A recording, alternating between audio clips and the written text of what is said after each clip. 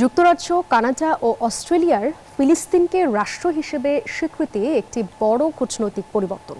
এর প্রতিটি তাৎপর্য অনেক, বিশেষ করে যখন ফ্রান্সও একই পথে হাঁটার ইঙ্গিত দিচ্ছে। তবে এই স্বীকৃতি ফিলিস্তিনিদের জীবনে কতটা বাস্তব পরিবর্তন আনবে এবং ইসরায়েলের সবচেয়ে বড় মিত্র যুক্তরাষ্ট্রের আপত্তির মুখে এর গুরুত্ব কতখানি, তা নিয়ে তৈরি হয়েছে নানা বিশ্লেষণ।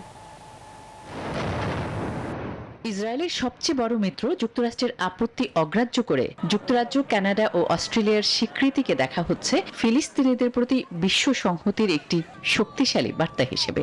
বিশেষ করে যুক্তরাজ্যের এই পদক্ষেপের প্রতীকী তাৎপর্য অনেক, কারণ ঐতিহাসিকভাবে ব্যালফোর ঘোষণার সঙ্গে জড়িয়ে আছে তারা।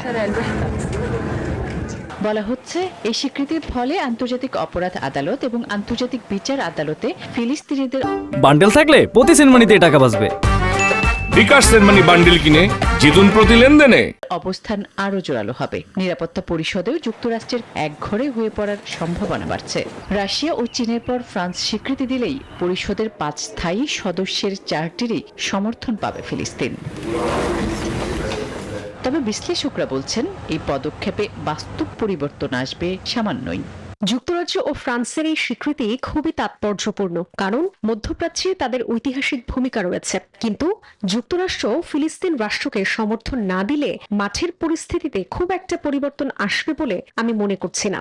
তবে যুক্তরাষ্ট্র এখনো সরাসরি আলোচনার মাধ্যমে ফিলিস্তিন রাষ্ট্র প্রতিষ্ঠার পক্ষে। ইসরায়েলের সঙ্গে কৌশলগত সম্পর্কই তাদের এই অবস্থানের মূল কারণ। তাই এই শক্তিশালী নৈতিক বার্তা সত্ত্বেও গাজায় হামলা ও পশ্চিম তীরে ইসরায়েলি দখলদারি ও অবৈধ বসতি নির্মাণ বন্ধ না হওয়ার সম্ভাবনা কম। Desk report, news 24।